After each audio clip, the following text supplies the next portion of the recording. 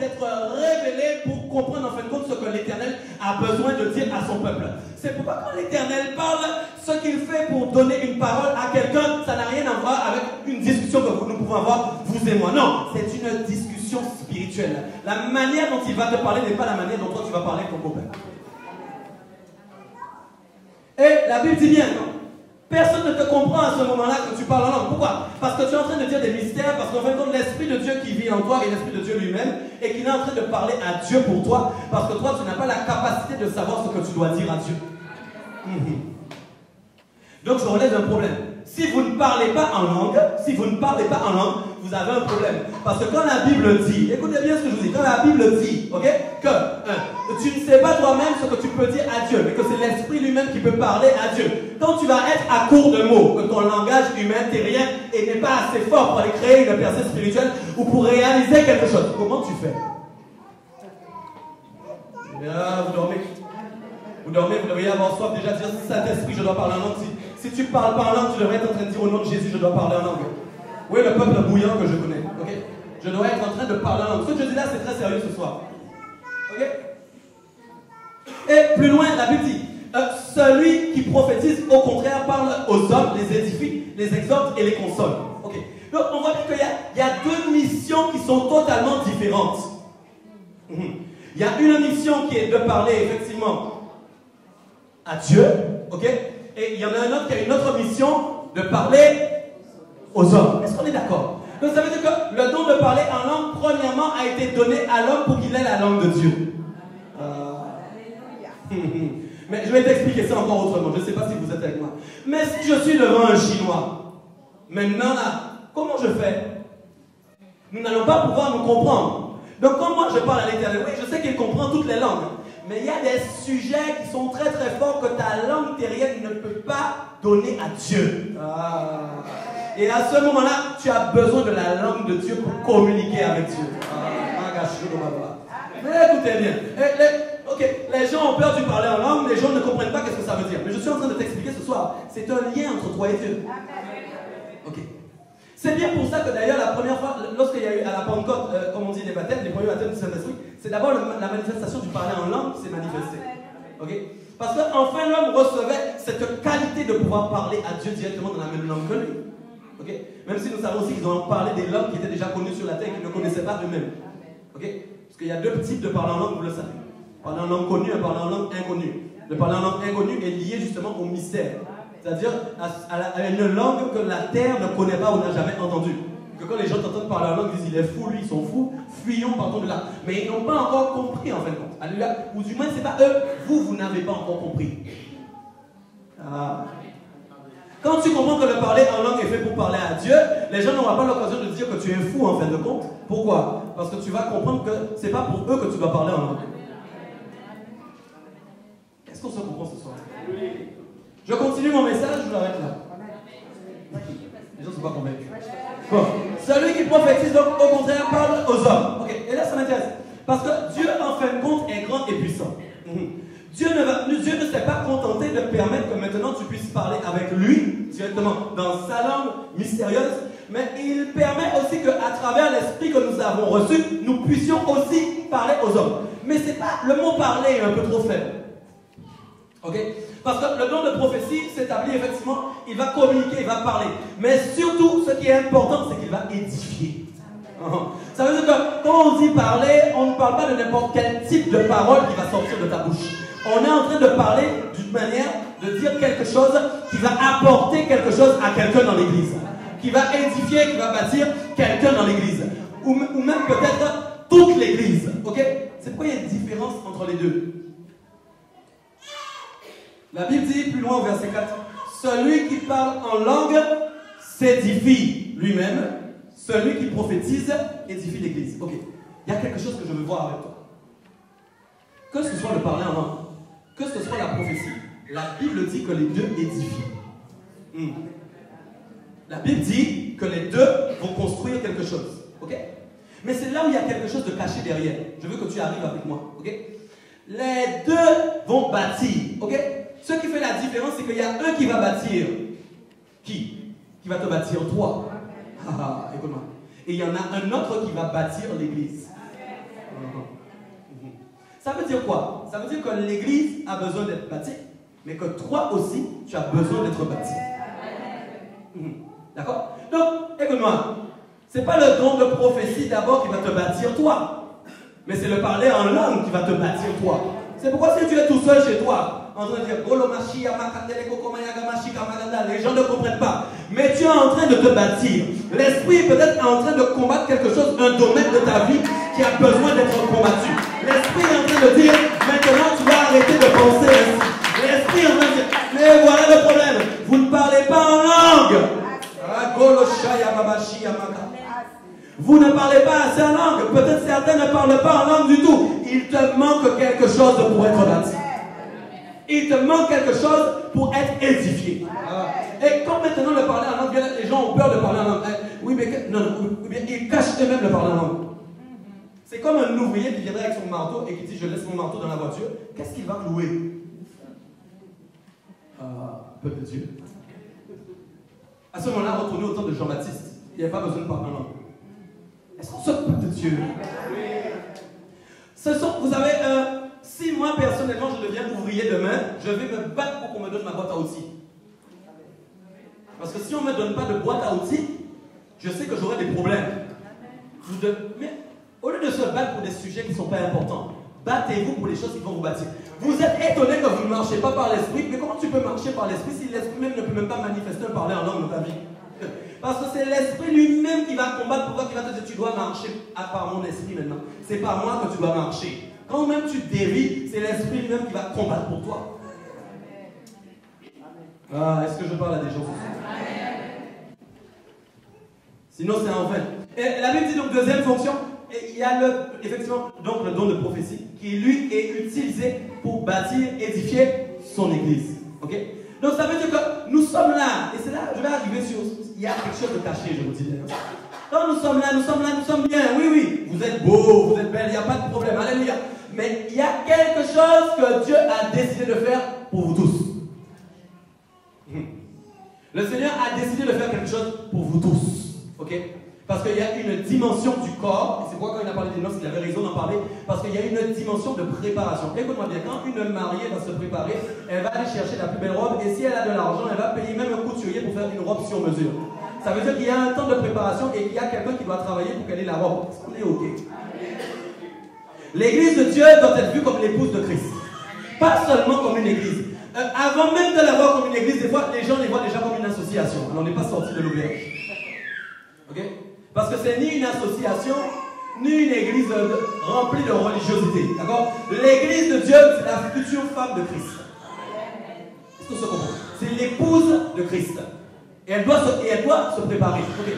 Donc, je vais plus loin. Okay? S'il n'y a personne qui prophétise dans l'église, comment l'église de Dieu va être édifiée?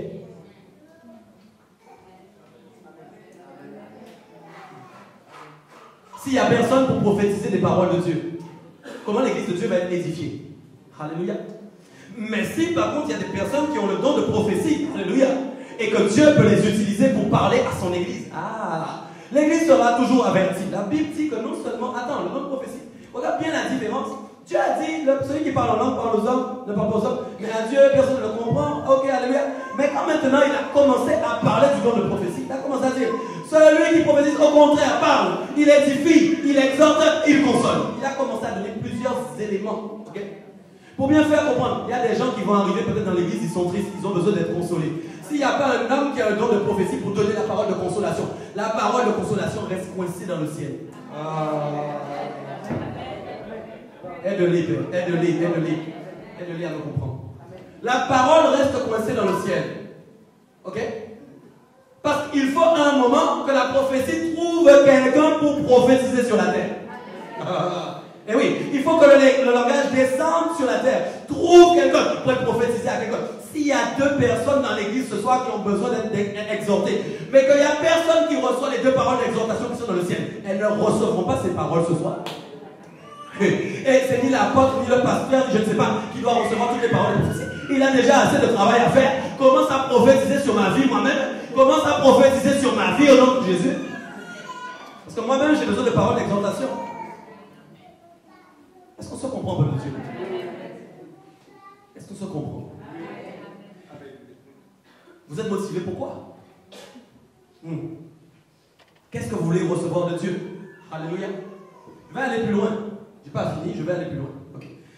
Verset 5 dit, je désire que vous parliez tous en langue, mais encore plus que vous prophétisiez. Okay. Donc Paul n'a jamais dit, je ne veux pas que vous parliez, je désire que vous parliez en langue. Ça, écoutez-moi, c'est réglé. Paul et moi, nous sommes en accord. Okay. Je désire que vous parliez tous en langue. Je le proclame sur vos vies ce soir au nom de Jésus. Moi, je désire que vous parliez tous en langue.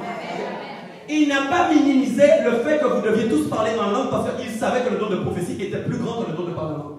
Non, il n'a pas minimisé. Il a dit d'abord, vous devez tous, moi mon désir, c'est que vous parliez tous en langue. Amen.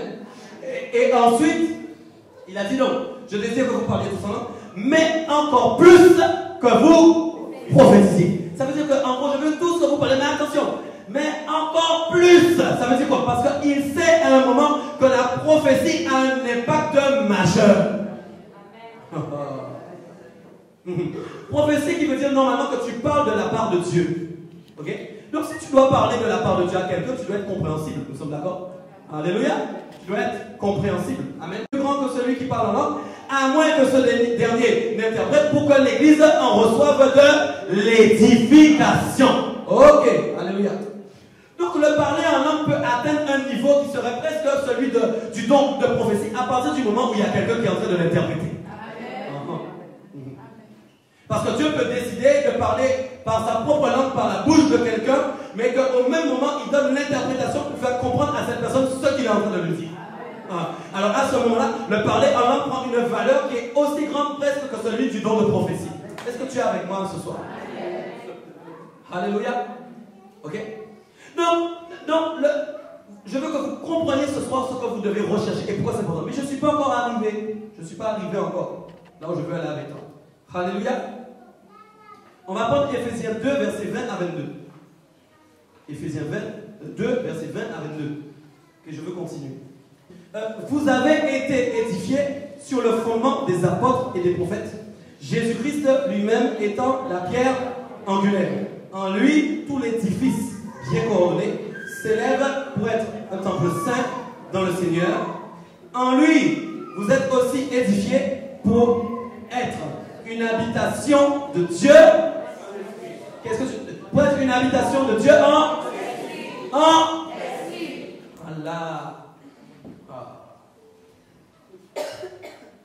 Le Seigneur dit que d'abord nous avons été édifiés sur quoi? Des fondements. C'est-à-dire, quand on construit un bâtiment, okay, ça fait partie de fondation. Okay, sinon le haut ne tient pas. Amen. Donc la Bible dit, aujourd'hui nous prêchons un évangile qui nous est venu en fin de compte de qui? Des apôtres comme Paul, alléluia, et des prophètes qui ont prophétisé certaines choses. Amen. Ok. Ce sont les fondations, les fondements que nous avons reçus. Alléluia. Donc la Bible dit que vous avez été donc construits sur le fondement des apôtres et des prophètes, et que c'est Jésus-Christ qui est lui-même la pierre angulaire. Qui veut dire qu'en fin de compte, le soutien principal du bâtiment, c'est Jésus-Christ de Nazareth. Okay? Ça veut dire que si tu enlèves la pierre angulaire, le bâtiment s'effondre. Okay? Donc là, tous dans l'église, vous êtes là, quand vous avez dit un jour, je confesse Jésus-Christ en tant que Seigneur et Sauveur, je veux passer par les eaux du baptême, vous avez dit en fin de compte, j'accepte que la pierre angulaire devienne l'élément angulaire de mon temple, moi, parce que ma Bible, la parole m'appelle à être aussi le temple du Saint-Esprit. Ok? Tu ne sais pas, tu ne vois pas, mais Jésus-Christ fait partie de ton corps. Et pourquoi nous ne pouvons pas faire n'importe quoi avec le temple que Dieu nous a donné? Nous ne pouvons pas faire n'importe quoi. Est-ce qu'on se comprend, peuple de Dieu? Si je viens avec un burin et que je commence à taper ici, est-ce que vous allez être content? Là déjà ça va s'effondrer. Ok? Ça veut dire que je ne peux pas faire n'importe quoi avec le local que Dieu m'a donné. Est-ce que tu me comprends? Donc moi-même aussi, en tant que temple du Saint-Esprit, ayant Jésus en moi, je ne peux pas faire n'importe quoi avec mon corps. Est-ce que je parle à quelqu'un? Mais écoute, je vais aller plus loin. Alléluia. Saint-Esprit, continue. La Bible dit non. En lui, tout l'édifice est bien coordonné et il s'élève pour être un temple saint dans le Seigneur. Okay? Un édifice, c'est quoi? C'est vous. Et comment? Dis-moi, nous sommes un édifice. Vas-y, nous sommes un édifice. Si je suis seul dans l'église, je suis juste avec mon édifice à moi. C'est-à-dire moi, je suis un édifice seul. Si vous n'êtes pas là, je suis seul dans l'église, je suis un édifice seul. À partir du moment où vous entrez dans la salle, nous devenons un édifice commun. Tant que je suis avec vous là, nous sommes un édifice commun. Ouais. Il n'y a plus de place pour mon édifice seul. Nous sommes un édifice commun. Et la parole dit quelque chose de très important. Il est dit donc en lui, en qui? En Jésus-Christ, tout l'édifice, donc vous, comment? Bien coordonné va s'élever pour être un temple saint dans le Seigneur.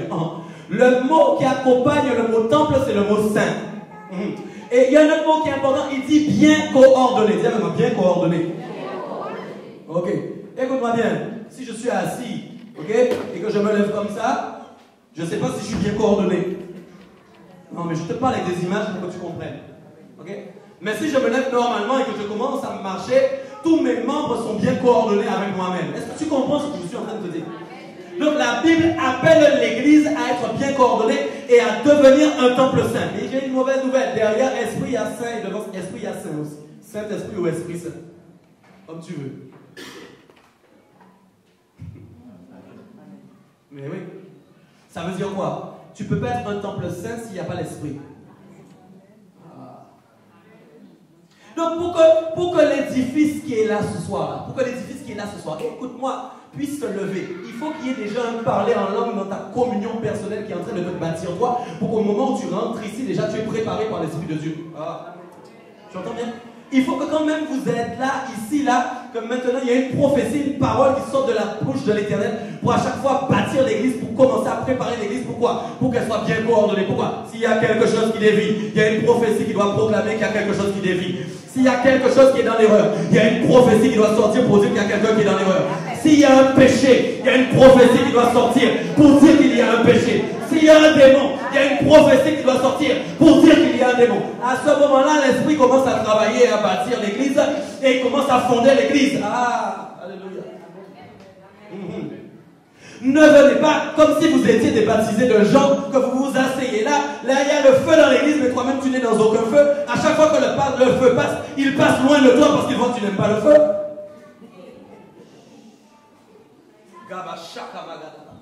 Parle à ce peuple. Écoutez, c'est sérieux ce qu'on est en train de dire ce soir. Ok? Le feu cherche le feu. Gachou, Machiama. Écoute-moi bien. Quand le feu de l'Éternel descend, il va trouver un autre feu qui est là. Viens, moi j'ai le feu, au nom de Jésus. Moi j'ai le feu. Le feu va me trouver. Est-ce que tu comprends ça? Un temple saint. L'élément, le choix de Dieu, c'est de donner mon esprit aux hommes pour que le temple puisse devenir saint. C'est pourquoi d'ailleurs on ne parle pas seulement de l'édifice, donc on parle de l'édifice commun, mais on va parler de toi en tant qu'édifice individuel, c'est-à-dire la notion du temple du Saint-Esprit. Mais je ne sais pas combien de fois dans une semaine vous réfléchissez réellement si vous êtes le temple du Saint-Esprit. Alléluia. Ok. Le temple du Saint-Esprit, ça veut dire quoi? Un endroit où le Saint-Esprit habite. Un endroit où il habite. Et il est en communion avec toi. Il te parle. Et quand il veut manifester une parole de Dieu dans ta vie, il s'exprime pour la manifester. Si tu n'as pas ces choses-là, tu dois les réclamer. Tu réclames des choses inutiles avant de réclamer les choses qui sont les plus importantes. Donne-moi le Saint-Esprit. Il y a des gens qui devraient être en train de prier maintenant. Vous ne comprenez pas comment le Saint-Esprit fonctionne. Je vous dis, vous ne comprenez pas encore. Aide-les à comprendre. Il y a une parole qui est donnée. Si tu es concerné, commence à prier maintenant. L'onction va venir maintenant ce soir dans ta vie. Tu vas te mettre à parler en langue maintenant.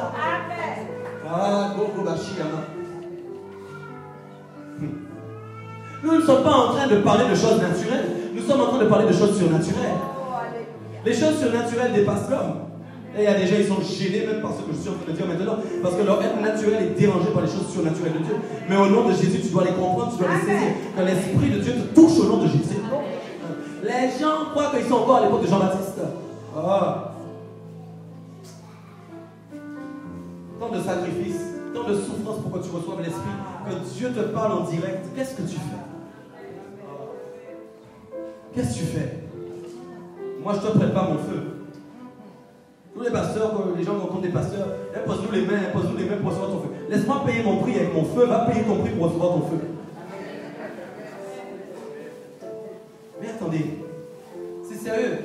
Nous sommes tous au même niveau. Ok? Il n'y a pas de favoritisme, il n'y a pas de préférence. Tu dois, si tu parles pas en langue, tu as intérêt à commencer à demander. Si tu demandes parce que tu n'as pas encore compris à quoi sert le parler en langue, je dois parler le chinois en fait. Peut-être mon langage, moi-même français, a besoin d'une interprétation. Est-ce que je parle à quelqu'un ce soir? Je vous assure, je vous parle de ça, mais le Saint-Esprit est triste. C'est sérieux ce que je vous dis. Je vous parle sérieusement. On n'est pas dans un jeu là. Okay? Il y a un homme qui a payé un prix pour que tu reçoives ces choses. Et en plus, je suis en train de te dire pour ta vie même, que si tu ne le fais pas, si tu ne l'as pas, tu ne réussis, tu ne tiendras pas. Humainement parlant, tu n'es pas assez fort pour tenir. Le monde là, tu vas tenir face au monde, toi et toi? Non, non, non. Tu as beau crier Jésus, Jésus, c'est bien. Mais qu'est-ce que tu demandes à Dieu pour ta vie?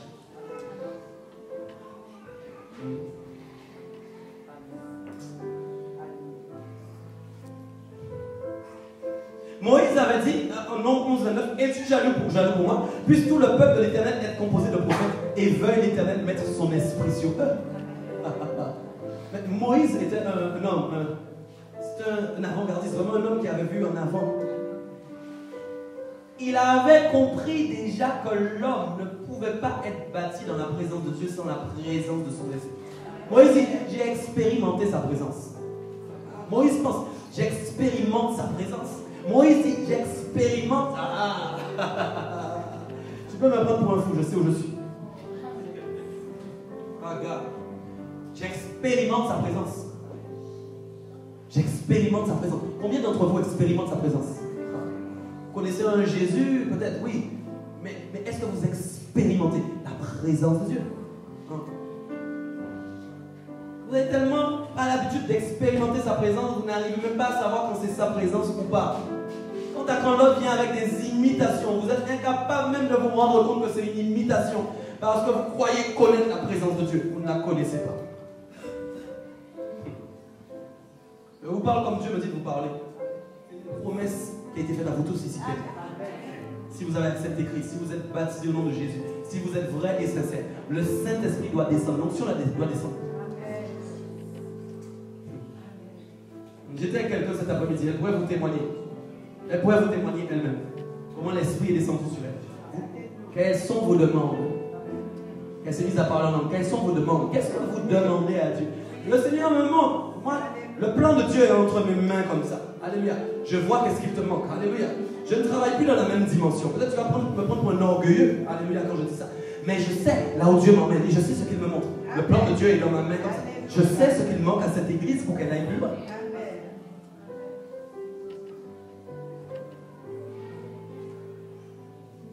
C'est sérieux le sujet de ce soir. C'est sérieux. Il y a un choix à faire. Qu'est-ce que la chair t'apporte? Qu'est-ce que les plaisirs du monde t'apportent? Qu'est-ce que ça apporte à ton être? Rien, rien. Et ça n'édifie rien en toi, ça ne construit rien en toi. Au contraire, c'est l'inverse, c'est la destruction. Et quand en plus nous arrivons tous dans l'édifice qui doit être soi-disant coordonné, l'édifice ne peut pas être coordonné. L'édifice ne peut pas être attaché. Alléluia. Nous devons tous nous élever en un temple saint. Je prêche pas en l'air, je le sais. Éphésiens 3, 3 à 7. Je n'ai pas encore fini. Je vais aller plus loin, plus loin, plus loin, plus loin, plus loin. Aide-moi. Éphésiens 3, 3 à 7. Donc, la Bible dit, c'est pas la révélation que j'ai eu connaissance du mystère sur lequel je viens d'écrire un peu de mots. C'est par révélation. C'est Paul qui parle ici. J'ai reçu une révélation. J'ai eu connaissance d'un mystère sur lequel je vais écrire un peu de mots. Et la Bible dit, en les lisant, vous pouvez vous représenter l'intelligence que j'ai du mystère de Christ. Il utilise des mots, intelligence et mystère. Intelligence et mystère. Ça veut dire que le mystère est dévoilé avec l'intelligence de Dieu. Mais seulement le Saint-Esprit peut te donner l'intelligence de Dieu. Verset 7. Il n'a pas été manifesté au Fils des hommes dans les autres générations. Comme il a été révélé maintenant par l'Esprit aux saints apôtres et prophètes de Christ. Tu es avec moi? Il parle de mystère. Et il parle d'une intelligence qui lui a été donnée pour découvrir un mystère. Et il dit quelque chose d'important. Qu'est-ce qu'il dit? Il dit vraiment, ce même mystère a été donné à l'époque à d'autres prophètes et d'autres apôtres. On les appelait peut-être pas apôtres à l'époque. Ok? Alléluia.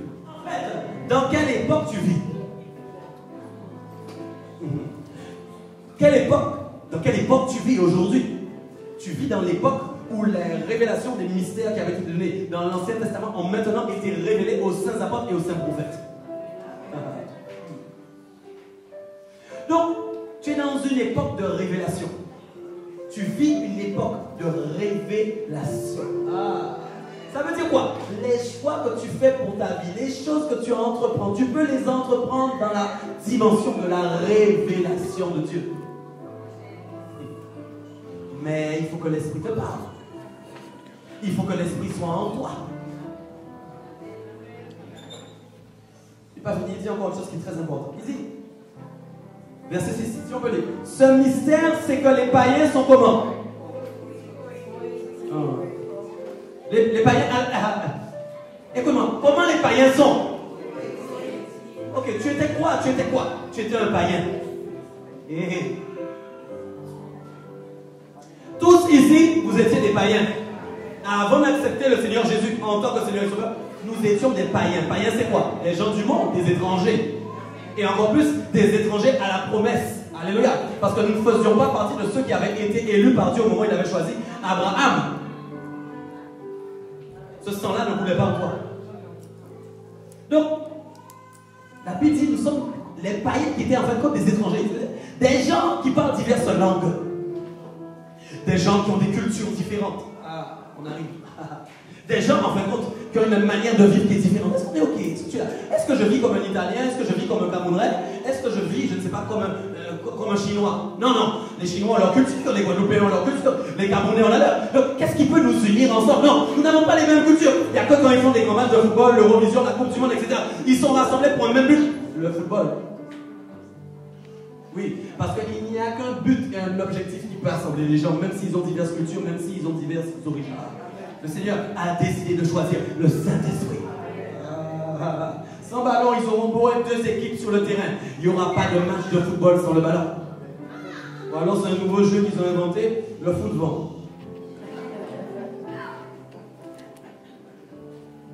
Est-ce qu'on se comprend ce soir?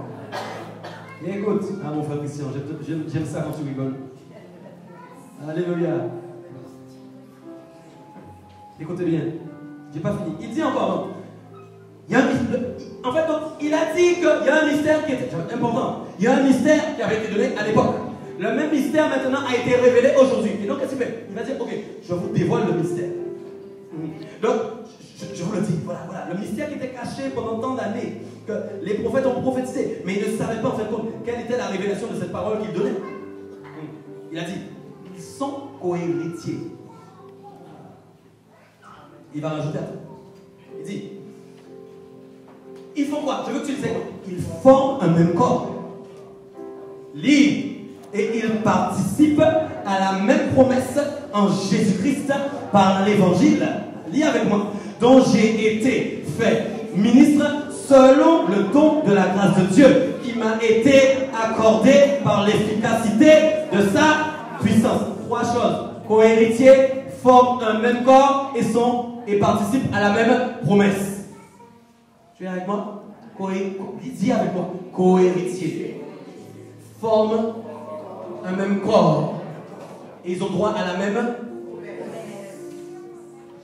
Apocalypse 22, 17 dit. Et l'esprit et l'épouse disent.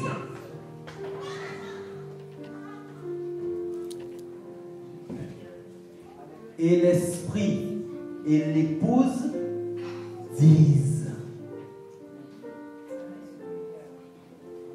Co-héritier. Co-héritier. Alléluia. Forment un même corps. Et oui, nous n'avons pas le même corps. Je suis peut-être plus beau ou plus laid que quelqu'un ici. Mais pourtant, nous formerons un même corps.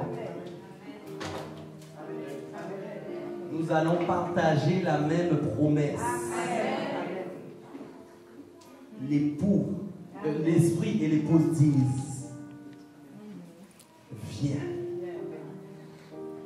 Il y a quelque chose d'important. Il n'a pas dit, l'épouse dit, viens. L'esprit. Oh. Comment voulez-vous que l'épouse dise avec l'esprit, viens, si déjà dans vos vies, il n'y a pas l'esprit? L'esprit doit toujours être là. C'est indissociable du plan de Dieu qui doit nous amener à la rédemption. Donc ça veut dire que si vous ne vous battez pas pour que l'Esprit habite en vous, si vous ne vous battez pas pour parler le langage de Dieu, si vous ne vous battez pas pour prophétiser, comment ces choses vont arriver? L'Esprit et l'épouse disent: vous ne pouvez pas faire sans l'Esprit de Dieu. Vous ne pouvez pas faire sans l'Esprit de Dieu. Ce n'est pas possible. C'est impossible. Impossible. Maintenant, il y a une parole que Paul a dit. Il a dit: j'ai été fait ministre selon le don de la grâce de Dieu qui m'a été accordé par l'efficacité de sa puissance. Écoute-moi, écoute-moi, écoute-moi, écoute-moi. Il a dit: j'ai été fait ministre selon le don de la grâce de Dieu qui m'a été accordé. Alléluia. Je vais te dire quelque chose. J'ai une grâce qui a été déposée sur ma vie, un don qui m'a été accordé ici. Il y a une grâce qui m'a été accordée. Alléluia. Et à travers cette grâce, je dois vous transmettre les choses que je suis en train de dire ce soir. Parce que Dieu a décidé que dans ce lieu, les gens marchent par l'Esprit. Je ne viens pas avec la grâce de quelqu'un d'autre que j'ai volé, non. Je ne viens pas avec une grâce que je me suis appropriée. Je viens avec la grâce que Dieu a déposée dans ma vie. Et je dois le revendiquer pour toi. Je dois le revendiquer pour toi ce soir. Yaga Sholo Mamashi, tu vas lever les mains vers le ciel maintenant, tu vas te lever. Yogogo Masodo Mamashi Yamagada Baba. Shoko Mashi Yamagada Mamasu Baba. Yogo Magada Mamashi Yamagada. Ce soir, nous allons prier dans le nom de Jésus. Nous voulons prier ce soir, papa. Oh, nous voulons prier ce soir. Nous voulons prier. Nous voulons prier ce soir, papa. Alléluia. Tu vas fermer les yeux et lever les mains vers le ciel. Alléluia. Alléluia. Tu vas fermer les yeux. Alléluia. Alléluia. Yadamasoto. Reste là. Priez en vous-même. Parlez à Dieu. Si tu sais que tu ne parles pas en langue, si tu sais que tu ne prophétises pas, si tu sais que peut-être tu penses même que le Saint-Esprit, tu n'as pas reçu le Saint-Esprit, tu n'as pas été baptisé du Saint-Esprit, nous allons prier ce soir pour ça. Parce que nous croyons. Nous croyons. La Bible dit le jour de la Pentecôte, ils étaient tous ensemble dans le même lieu. Tout à coup, il vint du ciel un bruit comme celui d'un vent impétueux, et il remplit toute la maison où ils étaient assis. Des langues semblables à des langues de feu leur apparurent, séparés les unes des autres, et se posèrent sur chacun d'eux. Ils furent tous remplis du Saint-Esprit, et se mirent à parler d'autres langues, selon que l'Esprit leur donnait de s'exprimer. Alléluia. L'Éternel avait dit: dans les derniers jours, dit Dieu, je répandrai de mon esprit sur toute chair. Vos fils et vos filles prophétiseront. Vos jeunes gens auront des visions, et vos vieillards auront des songes. Oui, sur mes serviteurs et sur mes servantes. Dans ces jours-là, je répandrai de mon esprit et ils prophétiseront. Oh papa, c'est toi-même qui as proclamé ces paroles, prophétisées même en Joël. Et voici aujourd'hui, le temps de l'accomplissement est arrivé. Alléluia. Aujourd'hui, nous vivons une époque où tu as décidé, alléluia, de baptiser de ton esprit tout ton peuple. Yogoloshi la magala mamashi la babashi la maka. Ushakamada babasandolo. Baptise du feu, baptise du feu, baptise du feu, baptise du feu ce soir, papa. Oh, Père, il a besoin de ton esprit. Il a besoin de recevoir ton esprit. Il a besoin de parler en langue. Il a besoin de prophétiser. Oh, le mamacha. Demande au Seigneur, demande au Seigneur. Alléluia. Père, nous te prions ce soir. Nous déclarons ton feu en ce lieu. Oh, et nous déclarons ton feu et ta puissance. Je ne vais pas me battre, alléluia. Je laisse l'onction de travailler ce soir. Oh, nous déclarons ton feu. Nous déclarons ton feu. Nous déclarons ton feu en ce lieu. Oh, Baba, nous déclarons ton feu. Nous déclarons ton feu. Nous déclarons ton feu en ce lieu.